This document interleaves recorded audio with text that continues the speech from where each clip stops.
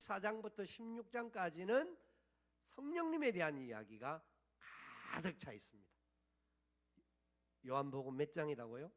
14장, 15장, 16장. 무슨 책요? 요한복음. 그래요. 잘 아십니다. 요한복음에 그 내용들을 다 설명을 해도 이게 다 할 수 없는 너무나 방대한 내용입니다. 근데 그 속에서 성령님을 뭐라고 예수님께서 말씀하시느냐 하면 진리의 영이다. 진리의 영이다. 나를 증언할 자다. 예수님을 드러낼 자라고 말씀을 하고, 그리고 진리의 영이신 그 주님, 그 성령님께서 보혜사가 되신다.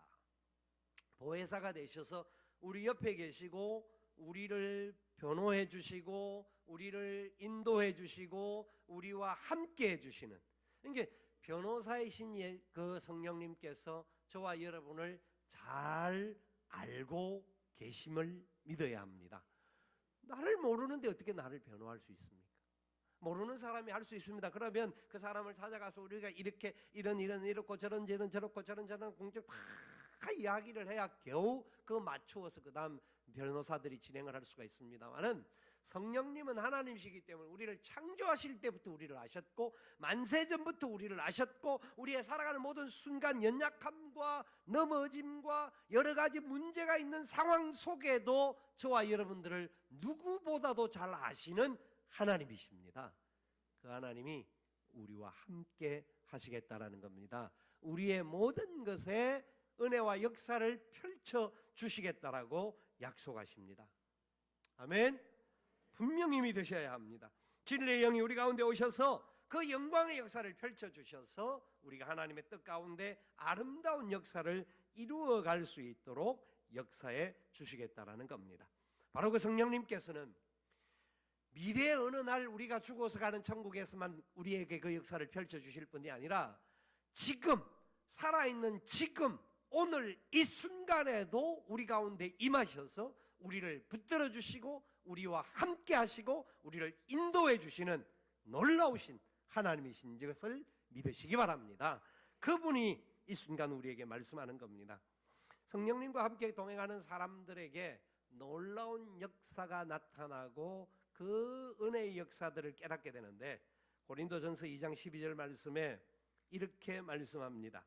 고린도전서 2장 12절입니다. 읽어봅시다. 우리가 세상의 영을 받지 아니하고 오직 은혜로 주신 것들을 알게 하려 하심이라. 아멘.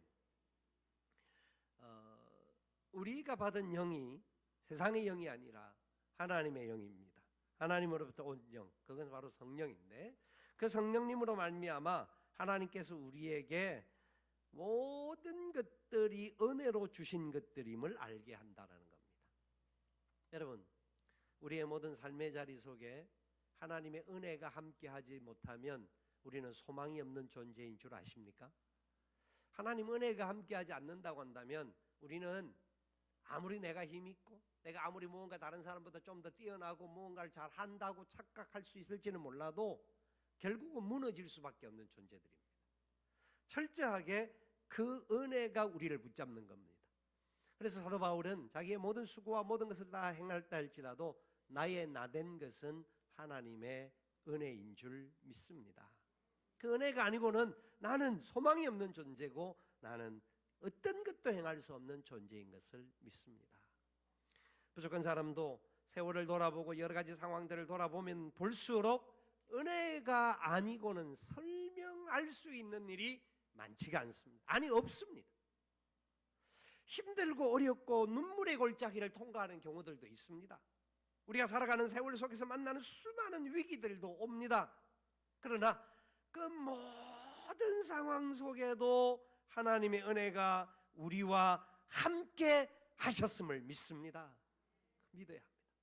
지금 여러분의 삶의 자리 속에 그런 위기와 아픔들이 있을 수가 있거든요. 많은 눈물의 골짜기가 있을 수가 있습니다. 터널을 통과하는 앞이 보이지 않는 캄캄함이 있을 수가 있습니다. 그런데 그 모든 것도 은혜의 역사라는 것을 아셔야 합니다. 절대로 망하게 하지 않고 우리를 승리케 하는 은혜의 역사가 그 속에 있습니다. 그 성령님께서 가르쳐 주시는 겁니다. 그것을 깨달을 수 있는 믿음의 눈이, 믿음의 귀가 열려지고 듣겨질 수 있기를 바랍니다. 그 은혜가 있어야 합니다.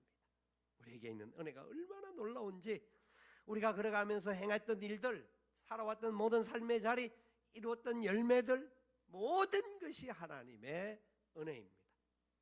은혜를 아는 사람들은 성령님이 그와 함께하는 것을 보여주는 겁니다. 혹시 내 심령 속에 은혜가 시들었다고 생각하지 않습니까? 왜 은혜라고 생각하기보다는 왜 이렇게 어렵고 힘든 일이 내게 다가왔는가라고 안타까워하고 몸부림치고 있지 않습니까? 어느 날은 그냥 이렇게 그냥 죽었으면 좋겠다라고 하는 생각이 우리를 짓누르고 있지는 않습니까?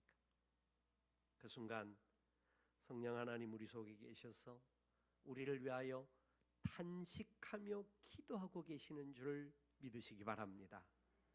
그 은혜의 역사를 깨달을 수 있기를 바랍니다. 새롭게 일어날 수 있도록 우리를 사용해 주시는 줄 믿으시기를 바랍니다. 여러분, 예수 그리스도를 믿으시죠? 예수 그리스도가 나를 위하여 십자가에 죽으심을 믿으시죠? 나는 예수 그리스도 때문에 구원받은 하나님의 백성이 되었음을 믿으시죠? 아멘. 아멘. 그렇다고 한다면 저와 여러분 속에는 성령님이 계셔서 우리를 끝까지 책임져 주실 줄 믿으시기 바랍니다. 그리스도의 영, 성령이 아니고는 누구든지 예수를 주라고 말할 수 없습니다. 예수 그리스도를 주라고 말할 수 있는 것, 우리가 예수님 믿습니다, 예수님 나의 구원자임을 믿습니다 라고 고백할 수 있는 것은 내 속에 성령님이 계시기 때문에 그렇습니다. 그분은 하나님이십니다. 그분이 나와 함께 하시는 분인 줄 분명히 믿으시기 바랍니다. 어떤 분들에게 복음을 전하다가 보면요, 예수가 우리의 구원자입니다, 나는 예수님을 믿기를 원합니다 말을 따라하라 해도 죽어가면서도 그 말을 따라 못하는 사람들이 있습니다. 그 마음은요, 이거는 그냥 내가 예수님 믿습니다 말하는 것 같지만 우리의 입을 열게 하고 우리의 마음을 열게 하는 분이 성령님인 것을 믿으셔야 합니다. 그래서 우리가 이 예배의 자리에 나와서 주의 은혜 가운데서 함께 예배할 수 있는 역사가 되는 겁니다. 여러분, 내가 예수를 믿는다라는 이 놀라운 사실보다 더 큰 복이 없습니다. 내가 예수님을 믿는다는 사실 앞에 우리는 얼마나 많은 감사가 나타나야 하는지 모릅니다. 왜? 그 모든 것 속에 바로 성령님이 나와 함께 하시고 하나님이신 성령님께서 예수님이 떠나시는 것이 더 좋다고 하셨던 이유가 바로 우리 안에 계셔서 우리를 깨닫게 하시고 인도하시고 회복하게 하시고 그 성령과 함께 동행하는 천국의 삶을 누리는데 한순간도 성령은 우리를 떠나지 않는다라고 하는 약속을 믿기 때문에 그렇습니다. 그래서 이 얼마나 놀라운 일인지 모릅니다. 어제 결혼식이 있었습니다. 그래서 주례를 마치고 이제 신랑 신부와 마지막 사진을 찍으려고 서 있는데 신부 드레스를 옆에 도와주는 도우미를 뭐라고 하시는 줄 아십니까? 샤프롱이라고 그럽니다. 샤프롱, 유식한 것 좀 하나. 샤프롱. 저는 도우미 아줌마인가 이러다가 아줌마 그걸 샤프롱이라고 하는데, 이 샤프롱이라는 뜻을 찾아보니까 제가 이제 뭘까 하고 찾아보니까 그 샤프롱이라는 것은 그 기부인들을 도와주는 조금 더 나이가 많은 부인들을 말하더라고요. 그래서 옷을 도와주고 이렇게 하는데, 신부의 샤프롱, 그 도와주던 도우미 그 샤프롱에 대한 이야기를 왜 하느냐면, 그분이 이제 사진을 찍으려고 하는 수가 있는데 와서 이런 옷을 챙기면 잠시 시간 달라고 옷을 챙기면서 앉아서 물어보는 거예요.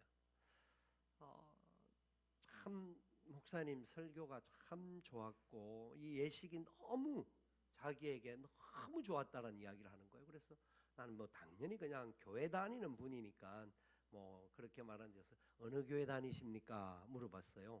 그러니까 교회 안 다닌대요. 그래서 그래요? 그러고 있으니까 그러면서 뭐라고 하냐면 교회를 꼭 나가고 싶어요. 목사님 말씀드리니까 교회를 나가고 싶은 마음이 막 생기더라고요. 그분이 샤프롱 일을 하면서 얼마나 많은 예식장을 오갔겠습니까? 수없는 일을 했을 텐데, 그러면서 아무 말도 있으니까 너무 멀어서 이라고, 제가 아무 말도 안 했는데 우리 교회가 안양이라는 것은 알았나 봐요. 그래서 제가 물었습니다. 집이 어디십니까? 그러니까 어디입니까? 강북에 있다고 해요. 서울 강북에. 그래서 먼다라는 말이 이해가 되는 거예요. 아, 그래요? 강북에도 좋은 교회가 많습니다. 그래서 제가 제 친구 교회를 하나 소개를 해주니까 친구 교회 이름도 적고 교회 그 이름 목사님 이름도 적으면서 하여튼 교회를 꼭 나가고 싶습니다 그러더라고요. 그 소리를 들으면서 그 예식을 통하여서도 성령님께서 그 사람의 마음을 두드려 주셨구나 하는 생각을 깨달은 거예요. 갑자기 왜 교회를 나가고 싶고 그 전부터 뭐 여러 가지가 있었겠지만 그 순간에 바로 성령이 역사하는 순간이었다고 저는 확신합니다. 그래서 참 불신자도 은혜를 받을 수가 있구나. 그런데 신자들은 은혜를 못 받으면 이거 어떡하나 그런 생각이, 이거는 기가 찬 이야기죠.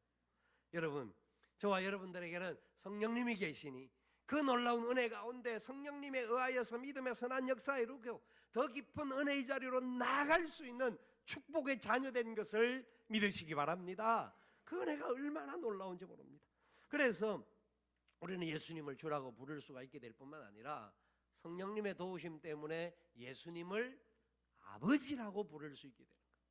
이스라엘 백성들은 예수님이 하나님을 아버지라고 부를 수 있게 되는데, 이스라엘 백성들은 하나님에 대해 생각하면 두려운 존재요, 뭔가 좀 멀리 있는 존재로, 나와 가까이 할 수 없는 존재로 생각했습니다. 그런데 신약에 오면서 갈라디아 4장 6절 말씀에 너희가 아들임으로 하나님이 그 아들의 영을 우리 마음 가운데 보내사 아바 아버지라 부르게 하셨다, 그렇게 말씀합니다. 그래서 로마서 8장에도 똑같은 말씀입니다. 하나님을 향하여서 아빠 아버지라 부를 수 있게 하셨다, 그렇게 말씀합니다. 두렵고 멀리만 계시는 분으로 생각하고 그냥 내가 그 앞에 가서 항상 머리 조아리고 그냥 벌벌벌벌 떨어야 할 존재로 생각했던 그 하나님을 성령님이 오심으로 말미암아 아빠라고 부를 수 있는, 아이들이 기쁨으로 아빠인데 달려가면서 아빠하고 달려가서 안기는 그런 분으로 부를 수 있게 해주셨다는 겁니다. 아멘. 하나님이 나의 아빠 되심을 믿으시기 바랍니다. 그 하나님의 은혜 안에 우리가 걸어갈 수 있게 하시는 것이 바로 성령님의 역사가 우리와 함께 하시는 분의 놀라운 이야기입니다. 우리는 종의 영을 받은 것이 아니라 양자의 영을 받았기에 우리가 분명히 살아가면서 문제가 있을 수 있고 어려움이 있을 수 있지만 그 어려움 속에도 회개하고 하나님의 은혜의 자리에 나갈 수 있는 참된 은혜가 우리에게 예비되어져 있다는 것을 깨달아야 합니다. 여러분, 그렇기 때문에 우리는 성령님과 함께 살아야 합니다. 로마서 8장과 갈라디아서와 에베소서와 성경의 대다수의 내용이 성령님에 대한 이야기입니다. 요한복음 14장부터 16장, 그리고 구약 성경도 수없이 성령에 대한 이야기가 많이 나옵니다. 그것을 우리가 정확하게 알아야 합니다. 그 모든 이야기 속에 핵심은 이렇습니다. 육신대로 살면 육신으로 끝난다. 그렇기 때문에 하나님의 영이신 성령과 함께 살아서 우리가 거룩한 성령의 전으로 살아나갈 수 있고 거룩한 하나님의 나라 백성으로서 승리의 역사를 이루고 마침내 그 영광의 나라에 들어가게 될 것이다. 성령님의 역사는 우리에게 그것을 가르쳐 줍니다. 그래서 성경에서 성령님에 대해서 이야기할 때에 우리가 생각하는 단순한 어떤 한 부분에 있어서 어떤 광신적인 문제가 아니라 성경이 바로 성령님에 의하여서 기록되어진 책이기에 모든 성경은 하나님의 감동으로 된 것으로 교훈과 책망과 바르게 함과 의로 교육하기에 유익하니 이는 하나님의 사람을 온전케 하며 선한 일을 행하기에 온전케 하기 위함이라. 이 온전함을 행할 수 있도록 성령께서 말씀을 기록하여 우리에게 주셨기에 우리가 지정의로 성령님을 알아가는 것이 너무나 중요한 겁니다. 그래서 우리가 육체대로 살지 않고 육체대로 망하지 않기 위하여서 성경의 원리들을 갈고 성령님 손에 붙들려서 걸어가는 삶이 되어야 돼요. 자, 한 가지 우리가 구체적인 적용들을 말씀을 통해 해보도록 하겠습니다. 갈라디아 5장 19절 이하에서 21절까지 말씀과 22절, 23절을 보게 될 텐데, 여러분 성경이 있는 분들은 갈라디아 5장을 찾으십시오. 찾으셔서 그 성경에 체크를 하시면서 보시면 좋겠습니다. 갈라디아 5장 19절부터 21절까지 말씀을 먼저 읽도록 하겠습니다. 화면은 청중을 비춰주시고요.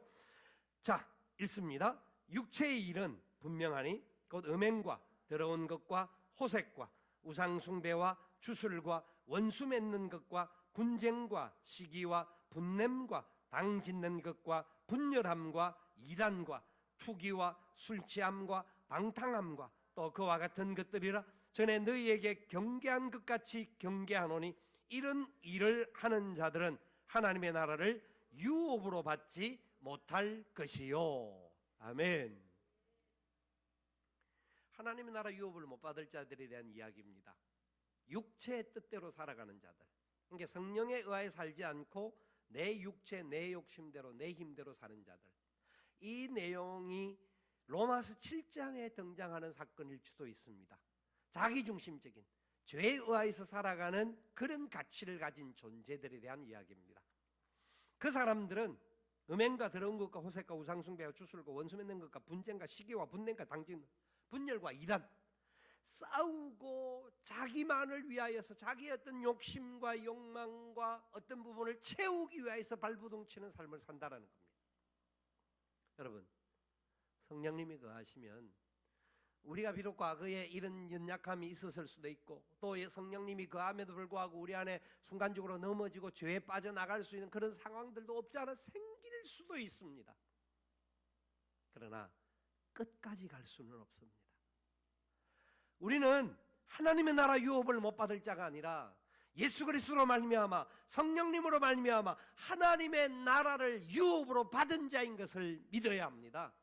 그렇다고 한다면 혹시 우리 가운데 육의 사람과 정욕이라든지 이런 것들 때문에 어떤 분쟁과 시기와 싸움과 다툼과 갈등과 음란과 이런 부분들이 우리 가운데 일어날 수 있지만 그 순간 다시 성령님에 의하여서 회개하고 깨닫고 돌아서는 역사가 일어날 수 있기를 바랍니다. 우리 안에 이런 것은 모양이라도 버리는 삶을 살아갈 수 있기를 축원합니다. 그것이 바로 성령 안에 거하는 우리들의 모습 속에 나타나는 겁니다. 저는 이 시대의 청소년 문제들이 굉장히 심각하고 안타까운 문제임을 계속 보도하고 청소년들의 범죄에 대하여서 벌을 더 중과해야 된다고 하는 이야기를 보면서 참 안타까운 마음들을 가지지 않을 수가 없습니다. 왜 우리의 자녀들이, 우리의 다음 세대들, 그 10대 초반의 아이들이 왜 저렇게까지 갈 수밖에 없었을까? 안타까운 것은 그들의 어떤 문제일 수도 있습니다만은 다 우리 부모들이, 우리 기성세대들이, 저와 여러분들이 이 땅을 살아가는 데 있어서 돈이면 최고고 이 땅을 살아가면서 힘을 가지면 모든 것을 마음대로 할 수 있다. 그 모습을 가르친 것은 아닐까? 그래서 아이들이 힘 있는 아이들이 모여서 약한 아이들을 괴롭히는 정도가 그냥 적당한 정도도 아니라 완전히 사람을 죽이는 순간까지도 갈 수 있도록, 그럼에도 불구하고 조금도 양심의 가책도 없는 부분들이 이루어지고 있는 현실은 그 아이들이 처음부터 그런 아이들이 아니지 않겠습니까? 우리가 이 세상 속에 살아가면서 세상은 무조건 성공이라고 하는 기준, 세상을 어떻게 하면 많은 것을 가지고 소유하는 부분에 대한 힘을 이야기를 하다가 보니까 그 힘을 가진 사람들이 섬기지 못하고 힘을 가진 사람들이 성령의 열매를 나타내지 못했기 때문에 그게 좋은 줄 알고 착각하면서 나온 것은 아닌가. 우리 안에 있는 갈등과 염려하는 부분들로 인하여서 이런 문제들이 일어났던 것은 아닐까 하는 안타까운 생각을 해봅니다.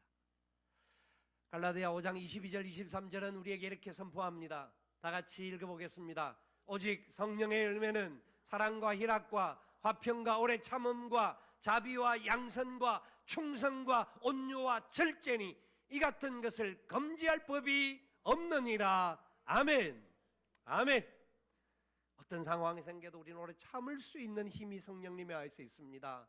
그리고 그 모든 상황 속에서 우리는 절제하게 되고 모든 상황 속에서 가장 중요한 사랑의 역사를 이루어가는 사람들이 되어질 수가 있습니다. 여러분, 세상이 단순하진 않죠. 그냥 뭐 너무너무 어떤 때는 복잡하고 어렵고 힘든 일들이 많이 일어나죠. 그때 우리도 모르게 분노할 수 있고 싸울 수도 있습니다. 그러나 우리 속에 계신 성령님께서 탄식하시면서 우리에게 있는 그 사랑이 식어지지 않도록 계속해서 우리를 위하여 간구하고 계시는 것 깨달을 수 있기를 바랍니다. 처음 사랑을 잃지 않기를 바랍니다. 우리에게 그 사랑을 주셨어요. 놀라운 사랑을 주셨어요. 십자가의 은혜 때문에 예수 그리스도께서 날 위하여 죽으시고 날 위하여 모든 죄를 다 용서하시고 부활의 영광의 역사, 다시 오실 것을 믿게 해주신 것, 그것을 깨달을 때에 우리가 얼마나 놀라워했고 얼마나 감사했고 얼마나 눈물 흘리며 통해 자복했던 그 순간이 있었을 겁니다. 세월이 지나가면서 우리도 모르는 사이 이 세상의 흐름 속에 사랑이 식어져 가고 처음 사랑이 점점 사라져가는 안타까운 모습으로 변질되어 가는 저와 여러분의 모습은 아닌지요. 우리 안에 성령님으로 말미암아 다시 사랑이 회복되어질 수 있기를 원합니다. 사랑과 희락과 화평과 오래 참음과 자비와 양선과 충성과 온유와 절제니 이와 같은 것을 금지할 법이 없느니라. 아멘. 우리는 부족하죠. 순간순간 넘어질 수밖에 없는 존재들임에도 불구하고 성령님께서 우리를 위하여 끝까지 기도하고 함께 해주시는 줄 믿고 나아가야 할 것입니다. 그러기 위해서 우리는 성령과 함께 동행할 때 받는 놀라운 은혜와 능력들을 가지고 이 땅을 책임지는 삶을 살아가야 합니다. 이 땅만 아니라 성령께서 온 열방을 향하여도 책임을 지라고 명령하고 있습니다. 나 혼자 살기도 복잡고 힘들고 다른 거 돌아볼 겨를도 없는데, 그렇죠? 그거는 우리의 육의 눈으로 볼 때 그렇습니다. 우리는 본래 연약하기 때문에 그럴 수밖에 없는 존재들입니다. 그런데 성령의 도우심을 따라 우리가 걸어가다가 보면 하나님이 우리를 얼마나 놀랍게 사용하기를 원하는지를 발견하게 됩니다. 그런데 그 일들을 행하는 데는 고난도 다가옵니다. 고난도 있습니다. 아픔도 있습니다. 그것을 로마서 8장에서는 넉넉하게 이길 수 있도록 해주신다고 하고, 그 고난을 받는 것은 예수 그리스도의 그 놀라운 영을 받은 사람으로서 그 다음 단계에 나가는 과정임을 설명해 주고 있습니다. 얼마나 놀라운지 모릅니다. 오늘이 무슨 날인 줄 아십니까? 오늘이 주일이죠. 그 말을 하려고 말하는 것은 아니고요. 1938년 9월 10일이 역사적인 날입니다. 1938년은 대한예수교 장로회 총회가 열렸던 주간입니다. 27회인가 29회인가 그런데요. 그 총회에 오늘 오후에 신사참배를 결의하는 시간이 나옵니다. 신사는 일본 신당을 말하는데, 신사는 우상숭배가 아니라 신사는 그냥 국민 의례이다 라고 결의를 합니다. 그 결의를 하게 하고, 그 결의가 끝나자마자 부총회장이 그 참석했던 목사님들, 장로님들 86명, 85명, 선교사 22명, 선교사님들 다 쫓아내면서 결의를 하고, 또 반대하는 사람들 다 잡아서 빼면서 약 150명의 사람들이 신사참배하는 데 가서 절을 하고 와서 다시 총회를 합니다.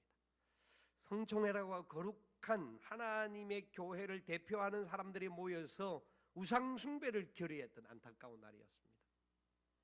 우리 민족의 아픔과 그 상황이 지속되어질 수밖에 없었던 이유가 그곳에도 있었습니다. 여러분, 대한민국에 하나님이 교회를 허락하신 이유는 이 대한민국을 사랑하고 책임지고 어떻게 하면 이 대한민국이 주의 복음으로 변화되어져 갈 수 있도록 역사하도록, 그래서 이 땅에서만 아니라 나아가서 온 세상을 향하여 이 복음을 들고 나아갈 수 있도록 하나님께서 역사를 펼쳐주시는 겁니다. 교회가 분쟁이 나고 교단마다 싸움이 생길 때마다 항상 대한민국 안에는 큰 사태들이 일어난 적이 있습니다. 6.25 동란도 그랬었고요. 그리고 5.16, 그 다음에 여러 가지 사태들이 1979년에도 그렇고 여러 가지 사태들이 일어날 때마다 항상 그 전에 교단들의 분열과 교회의 싸움이 맹렬하게 있었습니다. 성령은 하나로 묶어주시는 분입니다. 성령은 우리가 주 안에서 온전한 한 몸임을 깨우쳐 주시고 그렇게 살라고 명령하는데, 교회 지도자들이 자기가 최고라고 자기 말만 주장하기 위하여서 분쟁과 싸움들이 있었습니다. 그러나 지금 이 시대의 상황은 그래도 너무나 감사한 일이 있다라는 것을 나누고 싶습니다. 북핵이 위기가 갖고 전쟁의 여러 가지 소문들이 외국에 나가 들어도 그렇고 납니다만은, 하나님께서 이 민족을 다시는 제2의 6.25 같은 것으로 돌입하지 않도록 하실 줄 믿습니다. 단순한 믿음의 선언이 아니고요, 이 일을 위하여서 그동안 사분오열되어졌던 교계의 지도자들이 합치기 시작했습니다. 하나 되어야 된다. 우리가 진짜 복음 때문에 하나 되어야 한다. 8월 달에 그 결속이 하나가 되어지는 게 있었고, 12월 달에 또 기관들이 합쳐지려고 발버둥을 칩니다. 하나님 앞에서 노력하는 의지라고 생각합니다. 그것은 성령님의 도우심 때문에 가능한 일입니다. 사람의 주관과 자기의 가치로서는 그게 되어지기 어렵지만, 그래서 이 문제를 위해서 악한 영들은 철저하게 그것을 싸워서 분쟁을 하고 자기들 기득권을 유지하도록 분열을 시키기를 원하기 때문에, 우리가 진리의 영이신 성령님께서 하나 되게 하여 주실 줄 믿습니다. 꼭 하나 되게 하여 주시옵소서 간구해야 합니다. 이 민족을 하나님이 우리에게 맡겨주셨습니다. 그 신사참배할 때 그래도 하나님께서 이 민족을 불쌍히 여기셨던 이유는, 그래도 예수 그리스도만이 소망이고 예수 그리스도만이 진리고 예수 그리스도만이 우리의 영원한 구원자입니다 외치며 신사참배를 거부하고 순교했던 사랑하는 주기철 목사님을 위하여서 귀한 옥중 성도들의 고통들이 있었습니다. 그들의 고난과 고통이 없었다고 한다면 하나님이 우리를 어쩌면 완전히 토해내고 버렸을지도 모릅니다. 지금 이 시대에 수많은 압박들과 위기들이 교회를 둘러싸오고 공격해옵니다. 그러나 성령님이 살아계시고 성령님이 하나님의 교회를 통하여 이 땅을 치료하고 이 땅을 회복하고 나아가 북녘 땅에 우리 사랑하는 동포들과도 복음으로 통일되는 날을 허락하여 주실 줄 믿습니다. 그리고 온 열방을 향하여 한국교회가 이 사명 감당하도록 하여 주실 줄 믿습니다. 그래서 우리가 어떤 고난을 받을 일이 생길지라도, 위기와 아픔의 문제가 다가온다 할지라도 성령님이 우리의 하나님 되시고 우리에게 주어진 이 놀라운 복음의 능력 붙잡고 믿음으로 여러분의 삶의 자리로 나아갈 수 있기를 바랍니다. 우리가 민족과 온 열방까지 다 책임지지 못할지라도 여러분, 성령과 함께하는 분들은 에베소서 5장 부부간의 관계가 성령 안에서 하나 되어짐을 약속합니다. 교회 공동체와 같은 하나님의 영광이 나타나는 공간이 된다고 약속합니다. 에베소서 6장 1절부터 4절까지 하나님 아버지 부모들과 자녀들 세대가 하나 되어지는 은혜의 역사, 서로 사랑하는 역사가 이루어진다고 말씀합니다. 우리가 사는 삶의 자리, 직장 안에서 상사와 부하 직원들과의 관계 속에서도 성령과 함께하는 사람들이 가는 곳에, 그곳에 하나님의 은혜가 흘러가도록 역사하겠다고 약속하셨습니다. 여러분, 우리는 부족합니다. 그러기에 철저하게 성령님이 우리를 다스리시고 성령님이 우리를 인도하시도록 성령님 앞에 우리 자신들을 내어드리는 삶이 될 수 있기를 축원합니다. 그래서 우리 안에 진정한 사랑이 회복되어지고 천국의 기쁨을 경험하면서 이 사랑이 다른 영혼들에게까지, 우리 주의 예수를 알지 못하는 그 영혼들에게 우리 통하여 이 복음이 흘러가는 역사가 나타날 수 있기를 살아계신 예수님의 이름으로 축원을 드립니다. 아멘.